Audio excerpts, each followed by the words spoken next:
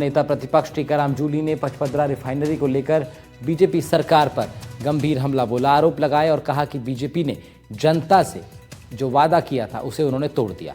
टीकाराम जूली ने भी कहा है कि दावा किया जा रहा था कि पचपदरा बालोतरा स्थित रिफाइनरी अगस्त 2025 से उत्पादन शुरू कर देगी, लेकिन अब तक सरकार ने तो रिफाइनरी से उत्पादन न शुरू नहीं किया, न ही इस विषय पर कोई ठोस कदम उठाने की बात सामने आई है। अब की बार मैं आपसे जिक्र करना चाहूँगा रिफाइनरी का। जो रिफाइनरी हमारी सरकार के समय में 2013 के अंदर शुरू हुई थी और उसको 18 के अंदर पूरा होना चाहिए था, लेकिन जैसे हमारी सरकार बदली और इन लोगों ने रिफाइनरी के काम को रोका।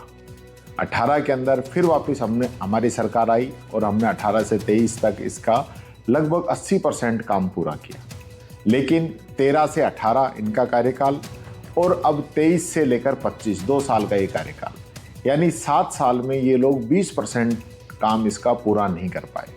मैं एक और आपका ध्यान इस ओर आकर्षित करना चाहूँगा कि विधानसभा की बजट घोषणा के 158 नंबर पॉइंट पे इन लोगों के द्वारा कहा गया था कि हम जो है रिफाइनरी को अगस्त के अंदर शुरू कर देंगे। ये मेरे पास इसका प्रमाण है, इनकी कही हुई बातें हैं, जो कि बजट घोषणा का ये पेपर है जिसके अंदर इन्होंने इसको पूरा करने की बात कही थी। लेकिन आप समझ सकते हैं कि अगस्त के बाद सितंबर और अब अक्टूबर, दीपावली आ गई है और ये लोग इसका शुरुआत नहीं कर पाए हैं।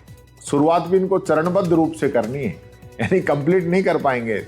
कोई एक ऐसा एरिया है जिसको ये शुरू करेंगे, लेकिन उसको भी शुरू नहीं कर पा रहे हैं।